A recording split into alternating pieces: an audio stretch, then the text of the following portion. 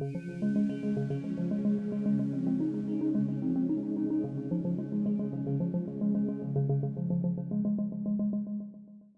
you so much for joining me for another video. My name is Tyler Orr, and today I'm going to talk just a little bit about the constructed awareness typology and explain the 6 orientation types that we talk a lot about in the CA trainings. If you remember in my previous video on the basic principles of constructed awareness, you remember that the second principle is that our entire conscious human experience is built on 3 things, 3 building blocks, and that is our thoughts, our sensations that we feel in our body, and our external senses. That you've never experienced anything that wasn't one of those 3 things, which is pretty wild to think that we can boil down our entire human experience to just those 3 things. Well, the third principle of constructed awareness is that everyone is naturally more oriented to one of those 3 areas. That some people spend more time in their head. They're thinking, they're planning, they're analyzing. Other people, they spend more time in their feelings, in their body. So they're sort of, their life is dictated by what they're feeling internally. And other people are more naturally oriented externally. So they're always sort of outside of themselves. They're in their environment trying to figure out what's needed for me. How can I adapt myself to meet the needs of the environment? Or how can I adapt the environment to meet my own needs? So from this understanding, I've developed 6 different orientation types based off the 3 possible ways that someone could orient themselves. And I'll explain here in just a little bit why it's 6 and not 3, but we'll get into that in just a second. But today I wanted to show you a handout, and I'm putting it up on the screen right now for you to see. This handout provides descriptions of the 6 orientation types. I thought it'd be good today to kind of go through all the different types and just to show you the handout. And this is something that I'm giving away for free to you. You can download it at constructedawareness.com under the free materials tab. If you go there, you can get it. I'll put a link in the bio of YouTube in case you're watching this on YouTube. So you can go there and download it and use it any way that you want. You'll notice in the handout there are 2 columns. We have an in-tune column and a dissonant column. In-tune and dissonant are just ways of talking about whether or not someone's in sort of a healthy place or an unhealthy place. Just a different way of talking about it. In-tune could be described as all 3 orientations, all 3 building blocks are sort of flowing for the individual. They can move in and out of their mind, their body, their external environment, and they can connect with it in a very real way. Dissonant could be described as whenever they're not able to flow that way. They're really sort of entrenched in that one area, and all the other 2 orientations are sort of out of whack.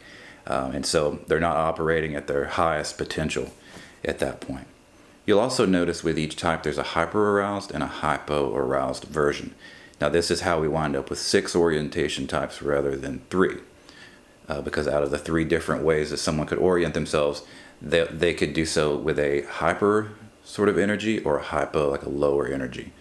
Another way to think about the hyper and hypo would be mobilizing energy, stabilizing energy. So those who are more hyper-aroused, there's a mobilizing energy. There's a forward movement in life. They take up more space. They're bigger personalities. Whereas the hypo-aroused, that's more of a stabilized energy. There's a stillness. There's not as much movement. They take up less space in life. And a lot of times with that, they find themselves sort of stuck, not able to move forward in life. So let's take a look at each type individually. The first type we have here is MES. Now the reason that we have the letters like this is that the first letter is where the person spends most of their time.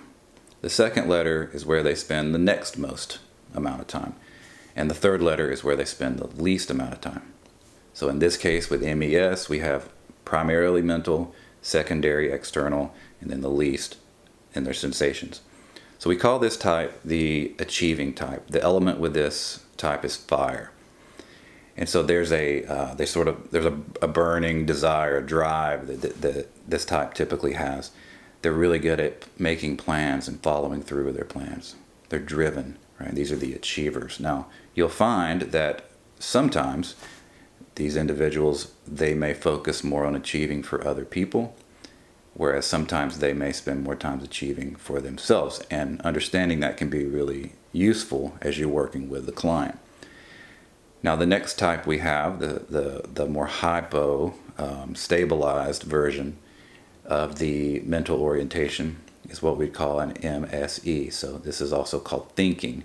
The element associated with this is water. So think of water, they're in the deep end. These are the deep thinkers. So these individuals, notice that the E is in last place for them. So they spend less time in their external environment. Their internal experience is much stronger for them. So they think deep, they're in their imagination, they may tend to fantasize, they may tend to dissociate from what's happening around them and kind of be disconnected in relationships. Next we can move to the external orientations. The first one we can look at is more of the hyperversion, the more mobilized energy, and this is the EMS or adapting type. So with this type, think like easy breezy, because there's an air element, so they just go with the flow naturally. They tend to kind of bounce from one thing to the next real naturally. They're really good at adapting, so that's why we call them the adapting type. They're really good at being out in their external environment, trying to understand what's going on, who do I need to be in response to this environment, how can I adapt myself, or how can I adapt the environment to meet my own needs. I always think of somebody like Chris Farley, just kind of the class clown, is really good at that. They can read the environment and they know how to lift it up. They know how to bring excitement. So there's a big energy, a big presence a lot of times with this type. Now the hypo version, we could call this giving. This is the ESM. The element associated with this is earth. Now with earth, a lot of times you see an individual is really grounded in who they are if they're in tune, but if they're dissonant, it's more of a stuck sort of energy, like they're really just sort of not able to move. The giving type really falls into this category a lot because they're very much external, trying to see, okay, how am I needed in the world? Who can I take care of? And so they spend all their energy taking care of other people, helping other people move forward in life. But as a result, they typically lack an understanding of who they are because there's not really much of an internal focus. They're always focusing external giving. So now we can move to the sensation-oriented individuals. The first one we have is SME, feeling. This is a hyper-aroused, mobilized energy. The element associated with this is water. So just like we had the thinking type or the deep thinkers, these individuals are the deep feelers. Their internal world is much more complex than individuals who aren't this type. They feel a lot. You could think of like the highly sensitive person, people who can be labeled as that. A lot of times people with this orientation, they can be really influenced by things that are happening around them, like smells or bright lights and things like that. Whereas other individuals seem to be driven more, their emotions are more activated by what's happening inside their experience. So they have an intense focus on the sensations that they feel in their body. Now the hypo version, the stabilized energy version of the sensation orientation, is trusting. Now this is an earth element, just like the giving. So it's a similar type in a lot of ways. And this individual, notice the M is in last place for them. So they have a hard time putting logic and reason to their internal experience, especially what they feel in their bodies. So what they do is they tend to reach out a lot and ask people, what do you think I should feel? What do you think I should do? What do you think I should think? And so that's where the trusting part comes in. They tend to believe a lot of what they're told. A lot of times they can appear to be more childlike and innocent, and that helps them get their needs met as they reach out for help in that way. So understanding the client's orientation can be really useful in the therapeutic process. Now, primarily it's useful because it can help you, the therapist, understand which resources might be most useful for the client moving forward. For example, if the client's at MES, you know that they're primarily mentally oriented, but they've got less practice, they spent less time in their bodies. So that tells you that somatic resources might be the way to go for that particular client. So the handout that I showed you, it's yours to keep. You can go to constructedawareness.com, go to the free materials page and download it. I'll also put the link in the YouTube page in case you're watching it on YouTube. Click the link and you can find it, and it's all yours. Also on constructedawareness.com, there's information about trainings and free consultation sessions. Every month we do a free consultation session. You don't have to be trained in constructed awareness to attend. If you just want to come and learn more, or you want to bring a case and learn about how the CA approach could fit that case, you're welcome to attend. Also, check out upcoming trainings. All the information that you need to know can be found on the site. So that's it. Thank you so much for joining me.